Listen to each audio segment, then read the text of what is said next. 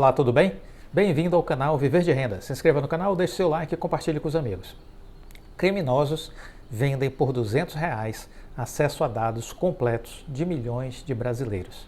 Será que os nossos estão aí? Na mão dos criminosos? Sites comercializam informações de pessoas cadastradas no SUS, na Receita Federal e no INSS. Que tal? Os dados completos de milhões de brasileiros estão expostos na internet em sites que podem ser acessados a quem se dispuser a pagar uma mensalidade que varia em torno de R$ 200. Um negócio organizado, né? R$ 200 por mês. São páginas criminosas que reúnem cadastros vazados do SUS, da Secretaria Nacional de Trânsito, da Receita Federal, do INSS, da empresa privada Boa Vista e do Sistema Nacional de Armas da Polícia Federal. Que tal? Todas as informações estão organizadas no que os vendedores apresentam como painéis. Para acessá-los, é necessário ter um login e uma senha. Os dados disponíveis incluem o nome completo, endereço, CPF, RG, nome de pais, irmãos, renda aproximada, foto, assinatura da CNH, benefícios sociais, entre outros. É possível saber até se há um mandado de prisão em nome da pessoa. Essas negociações não ocorrem em fóruns na Deep Web, que é a internet profunda, como costuma acontecer com muitas transações ilegais. No caso dos painéis, as vendas se dão por meio de conversas no Facebook, na chamada Surface Web, a camada da internet em que os conteúdos podem ser encontrados com facilidades por qualquer usuário. Sem se identificar e se passando por uma pessoa interessada, uma jornalista entrou em contato com alguns vendedores desses painéis, aos quais teve acesso de forma gratuita para testar o programa. De acordo com Roseli Soglio, advogada criminalista e professora de Direito Penal e Processo Penal, tanto os que vendem os acessos como os que compram estão cometendo crimes. Os que vendem e os que compram podem ser acusados com base nos artigos 153 e 154 do Código Penal, que tratam da divulgação de conteúdo particular e invasão de dispositivos digitais. A lei dos crimes digitais incide tanto para quem deixou os dados vazarem, como para aqueles que acessam de forma ilegal. A jornalista visitou 2 painéis, ambos prometiam amplo acesso de dados dos brasileiros, mas com algumas diferenças técnicas. Um dos sites permitia cruzamentos mais sofisticados entre as informações e apresentava menos falhas durante as buscas. Para verificar a veracidade, a jornalista utilizou dados de voluntários e empresas que, por segurança, não serão identificadas. Todas as informações procuradas foram encontradas. Os vendedores dizem que puxam os dados por meio de logins de funcionários. Aí veja o esquema onde começa. Os vendedores dizem que puxam os dados por meio de logins de funcionários dos órgãos públicos, gerando acessos indevidos nos sistemas das instituições. Há atualizações permanentes em intervalos que variam de alguns dias a cerca de um mês. Sogro explica que, ao vender as senhas, os funcionários cometeram o crime de peculato. Ou seja, o crime nasce dentro da máquina pública, entendeu? Dentro destes órgãos públicos, Polícia Federal, Secretaria Nacional de Trânsito, né? Receita Federal. É aí que o crime nasce. Servidores públicos vendendo seus acessos, suas senhas, para que outras pessoas possam entrar nos sistemas e cooptar as informações que eles querem. Então, Soglo explica que, ao vender as senhas, os funcionários públicos cometem o crime de peculato. Neste caso, também incide o crime contra a administração pública. Tem um agravante, porque eles deveriam proteger esses dados.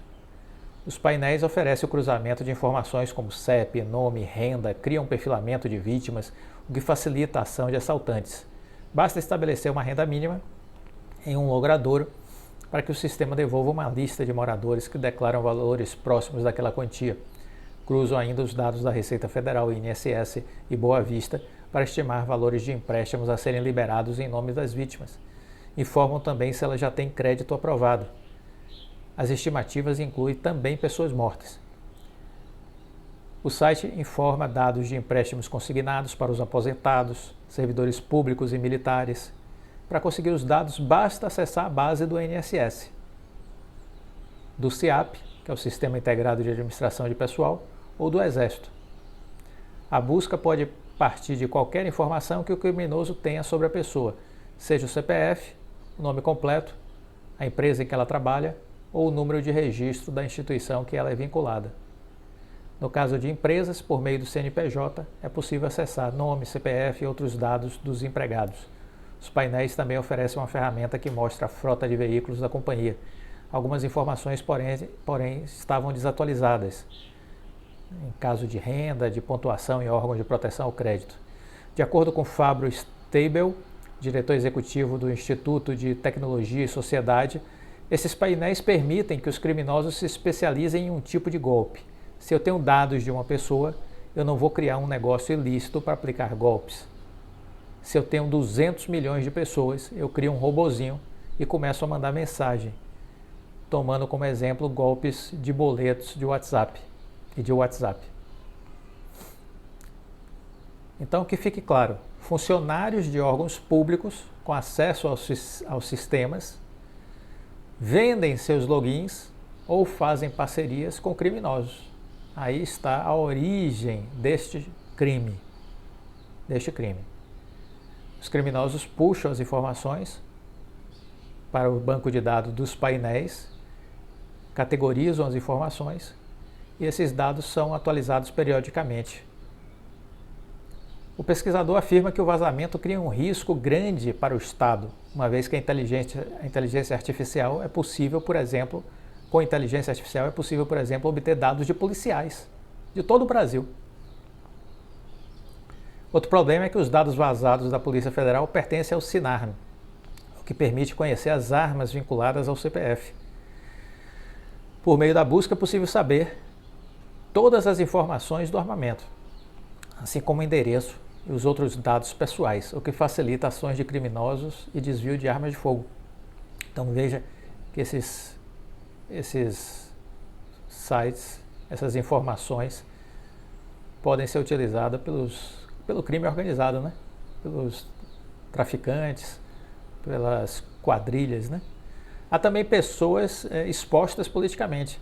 Se eu fizer uma busca só de pessoas expostas, eu tenho um apanhado riquíssimo de clientes para extorquir, disse Stabile. Então, está aí uma realidade que a gente precisa estar atento, né?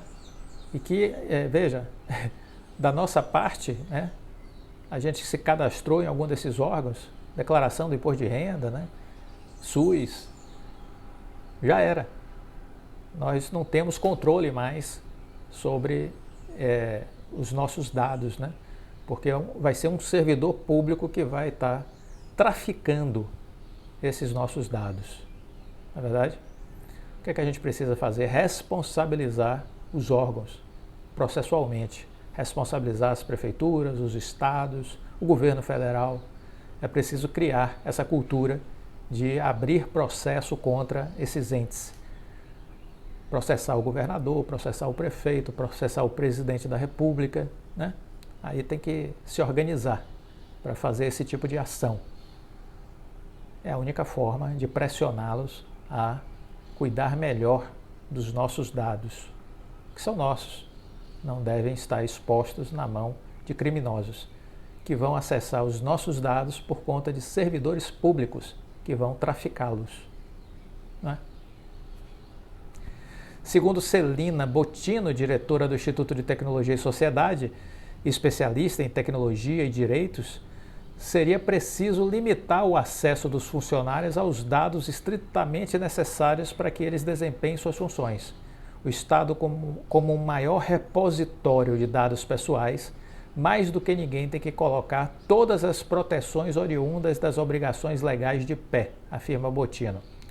No caso de vazamentos, A Lei Geral de Proteção de Dados determina que todos os indivíduos afetados sejam avisados sobre os dados que foram comprometidos, os riscos relacionados ao incidente e as medidas tomadas para mitigar os prejuízos. As sanções para as instituições que descumprirem a legislação variam de advertência a proibição de atividades relacionadas ao banco de dados envolvido, além de multas que podem chegar até 50 milhões de reais. Em resposta aos questionamentos da reportagem, a Polícia Federal informou que houve um acesso ao sistema mediante a utilização de usuário e senha de maneira indevida e não decorrente de falha técnica. A Polícia Federal ressalta que utiliza tecnologia de ponta na proteção de dados. Todavia, o acesso indevido a banco de dados com utilização de usuário e senha foge a essa área técnica de proteção. O Ministério da Saúde afirma que desconhecer acusações de acesso por meio de credenciais válidas e que monitora constantemente o CadSUS. Caso for constatada alguma irregularidade, o acesso da credencial é suspenso. O INSS declara que as informações pessoais e sobre os benefícios são consideradas sigilosas, podendo ser fornecidas apenas à própria pessoa dos dados ou algum representante legal. Diz também que trabalha para garantir a segurança dos usuários. Ou seja, respostas protocolares que não resolvem o problema dos dados já estarem disponíveis na internet, na verdade. Essas respostas protocolares não resolvem absolutamente nada. Por isso que eu digo que a sociedade precisa se organizar para entrar com os processos, né, contra essas instituições e esses órgãos. É isso que vai fazer, pedindo indenização, né? Pedindo responsabilização criminal e indenização. É isso que tem que ser feito. O Senatran declarou que não identificou até o momento nenhum indício de vazamento de dados a partir de sua base de processamento. Afirma-se confirmada a denúncia, trata-se de uma prática criminosa que será investigada pelas autoridades policiais. Respostas protocolares, todas formais, que não ajuda em absolutamente nada. Em absolutamente nada. Né? Não resolve o problema. Então é preciso estar atento a isso. Né?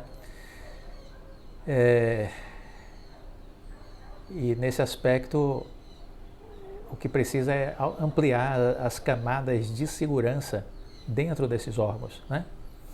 É isso que precisa acontecer, ampliar as camadas de segurança, o acesso aos dados, como a especialista aqui do Instituto falou, né? Tem que limitar o acesso aos dados. Se isso não for feito, qualquer um acessa tudo, né?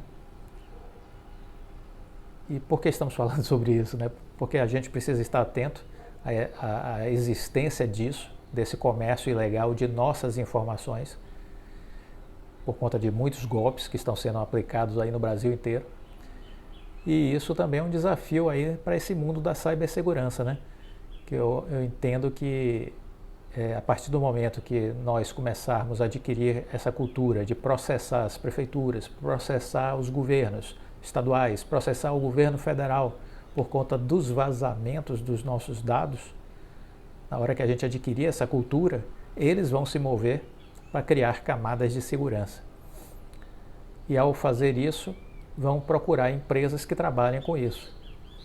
E essa é uma das áreas da Oi Soluções, por exemplo, né? Que está trabalhando exatamente nessas questões relacionadas à criação de camadas de proteção, de segurança, porque os dados são um novo petróleo, lembram disso? Já falei em vários vídeos aqui no canal, os dados são um novo petróleo. O que é que isso significa? Que assim como o petróleo teve e ainda tem muito valor, agora os dados são o novo petróleo, ou seja, é uma nova fonte de interesse para o cybercriminoso, para aquele que quer pegar os dados e transformar em dinheiro, né?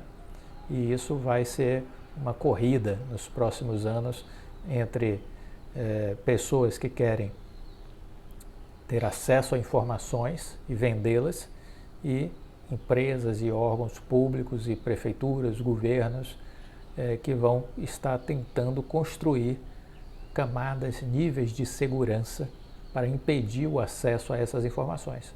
Né? É isso que a gente vai estar vendo. E é isso que a gente precisa estar olhando. Esse mundo em transformação. Vamos falar, essa semana a gente vai estar iniciando aquela série de lives, Ações que Transformam. Vamos estar falando sobre tecnologia. Vai ser um dos temas que a gente vai falar com o Marcelo Pedreira, que esteve na Web Summit em Portugal, visitando também hubs de inovação, tecnologia na Alemanha em Portugal, conhece o Cubo em São Paulo. Um dos temas que a gente vai estar tratando também é essa questão da cibersegurança. Pegar um pouco desse olhar dele, como ele viu esse tema sendo debatido lá fora, na Europa, né? Na quarta-feira vai ser a nossa primeira live do Ações que Transformam, às 19 horas, não perca. Vai ser um prazer tê-lo conosco. Muito bem, esse foi o vídeo de hoje. Se gostou, deixa o like, compartilhe com os amigos, fique com Deus e até a próxima. Tchau.